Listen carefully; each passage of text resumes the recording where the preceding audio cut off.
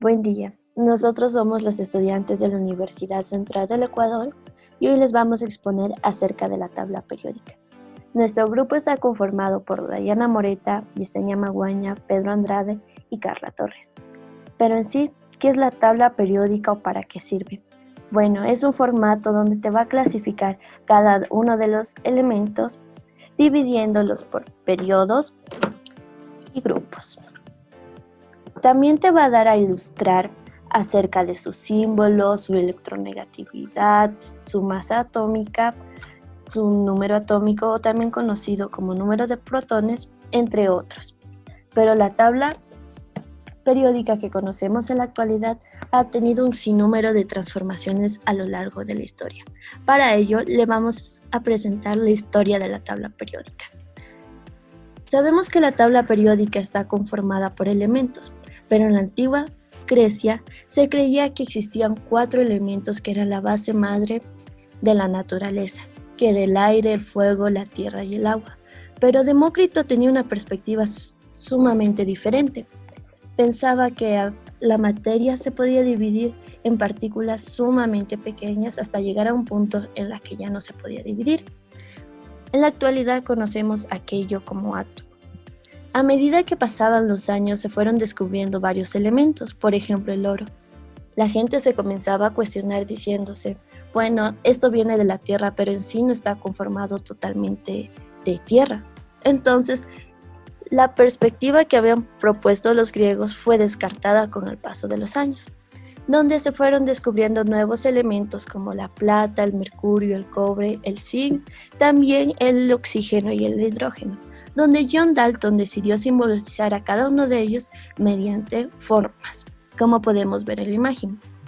A medida que iban pasando los años, se fueron descubriendo muchos más elementos y se hacía un poco más complejo representarlos. Así que Jöns Jacob decidió a cada uno de estos elementos simbolizarlos con sus iniciales en latín. Por ejemplo, del silicio con SI, del hidrógeno con H y del calcio con CA. Conforme pasaron los años, decidieron agrupar cada uno de estos elementos, donde apareció las tríadas de Doberenik. Estas tríadas se caracterizaban por agrupar 3 elementos con propiedades físicas y químicas similares, como el litio, sodio y potasio. Un postulado de él fue que podíamos sacar el peso atómico de estas tríadas, del elemento que se encuentre en el centro. Por ejemplo, del litio y del potasio son elementos que se encuentran en los extremos de las tríadas y podíamos sacar el peso atómico del sodio mediante un promedio. Entonces, sacábamos el promedio y íbamos a tener un resultado de 23, que este iba a ser el peso atómico del sodio. A medida que pasaban los años, no se tomó tan en cuenta las tríadas de Doberenik, porque estas solo lograban agrupar máximo 20 elementos. Entonces se fue desechando esta idea, apareciendo la ley de las octavas. La ley de las octavas consistía que el primer elemento con el octavo iba a tener características similares, pero la ley de las octavas no fue muy tomada en cuenta en la sociedad científica, debido a que desde el calcio dejaba de cumplir esa ley. Luego de los años apareció Dmitri Mendeleev, donde decidió agrupar los elementos con su peso atómico, ya que él se pudo dar cuenta que el peso atómico no se iba a duplicar en cada elemento, ya que cada uno tenía un peso atómico único. Pero él se dio cuenta que en esta tabla periódica que estaba creando debía dejar algunos espacios. Entonces, abajo del aluminio dejó un espacio y sabía que en este grupo iba a tener propiedades físicas y químicas iguales. Entonces dijo que cuando se vaya a descubrir este siguiente elemento, iba a tener una propiedad que sería un elemento metálico con bajo punto de fusión. En 1875, Paul descubrió el galio, guardando concordancia con todos los postulados que Dmitri Mendeleev propuso. Después apareció Henry Moseley, donde él decidió clasificar cada uno de los elementos por su número de protones o número atómico, ya que cada uno de los elementos se diferencia por tener un único número de protones. A continuación, mi compañera les va a explicar más acerca de la historia de la tabla periódica. Existía una investigación simultánea e individual entre Meyer y Mendeleev. En 1870, Meyer dio a conocer una tabla que constaba de 55 elementos ordenados de manera vertical y ordenando sus familias de manera horizontal, según su peso atómico creciente. Dejó espacios en la tabla ya que creía que existían más elementos. Mendeleev en 1871 propuso una tabla que constaba de 63 elementos ordenados de forma horizontal, basados de manera periódica y con relación a su peso atómico. Corrigió algunos pesos atómicos como el uranio y el indio y también predijo algunos de los elementos desconocidos, nombrándoles como eka-boro, eka-aluminio, eka-silicio y eka-manganeso, que son el actual escandio, galio, tecnecio y germanio. También propuso las valencias reflejadas en números romanos. Estas dos tablas se propusieron de manera simultánea, pero la que tuvo mayor relevancia fue la de Mendeleev.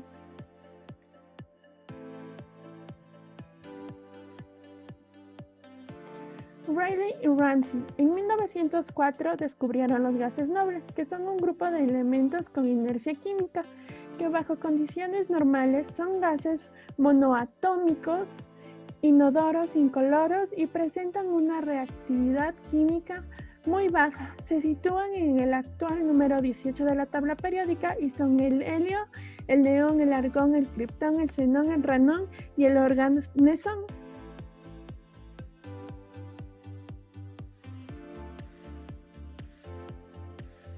Henry Moseley en 1913 estableció el número atómico como parámetro para organizar los elementos.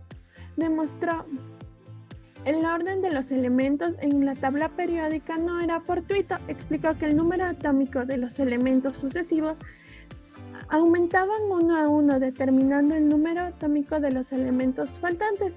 Y también desaparecieron las analogías de ubicación del potasio, argón, teluro, cobalto, níquel y protactinio. Y también resolvió la ubicación de las tierras raras por su número atómico. Su tabla estaba en forma vertical por grupos de elementos y de manera horizontal por periodos de distinta longitud.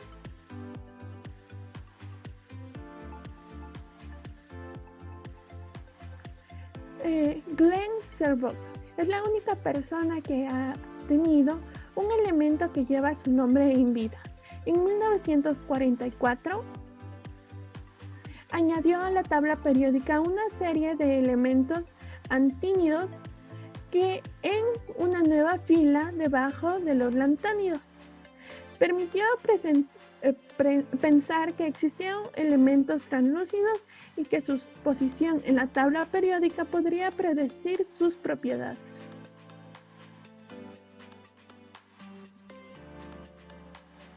En el siglo XXI, la UPAC, la Unión Internacional de Química Pura y Aplicada, recomendó que los grupos se enumeraran simplemente del 1 al 18.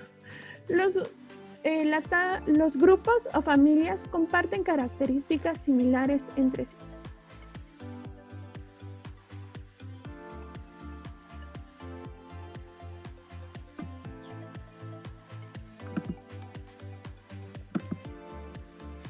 Grupos y periodos en la tabla periódica. La distribución en periodos y en familias o grupos facilita el estudio de los elementos químicos, pues se los clasifica dependiendo del valor del número atómico de cada elemento químico y sus propiedades.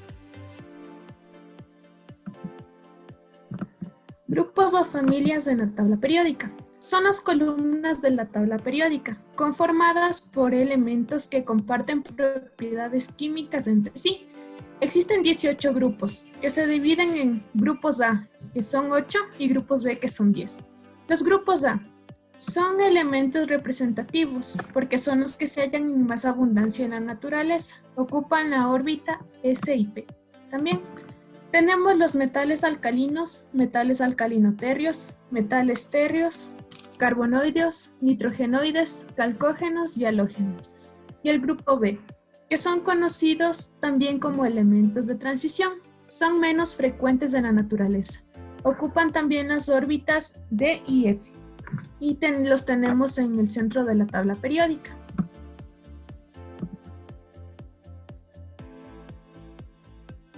Los períodos son las filas horizontales que hallamos en la tabla periódica. Contienen elementos que poseen distintas propiedades, pero la misma cantidad de niveles energéticos en su estructura. Tenemos 7 periodos. Tenemos periodos cortos como el 1, que contiene solamente 2 elementos. Periodos largos como el 8, que contienen 32 elementos. La fórmula que usamos para determinar la cantidad de electrones de los elementos es 2n al cuadrado, en la que n representa el nivel energético.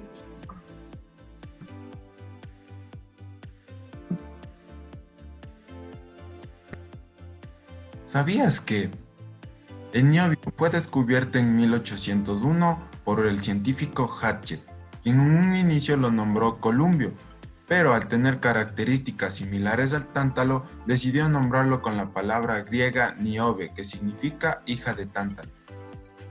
El titanio fue descubierto en 1791 y su nombre proviene de la antigua Grecia de los titanes, debido a que compartían algunas características como la de ser prácticamente indestructibles.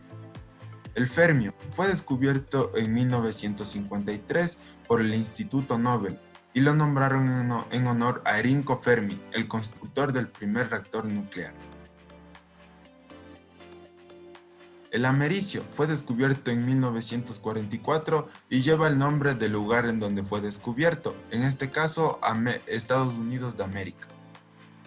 El cerio fue descubierto en 1803 y nombrado en honor al asteroide Ceres, que fue descubierto 2 años antes que este elemento. El neptunio fue descubierto en 1940 y su nombre lo lleva en honor al planeta Neptuno. El novelio fue descubierto en 1966 por el Instituto Nobel de Física y lo nombraron en honor a Alfred Nobel, que fue un químico sueco que descubrió la dinamita y fue el fundador de los premios Nobel. En conclusión, la tabla periódica es una obra viva y una herramienta muy importante en la actualidad, por lo que estamos de acuerdo con Emilio Morán en que la UNESCO debería reconocerla como Patrimonio Inmaterial de la Humanidad. Gracias por vernos.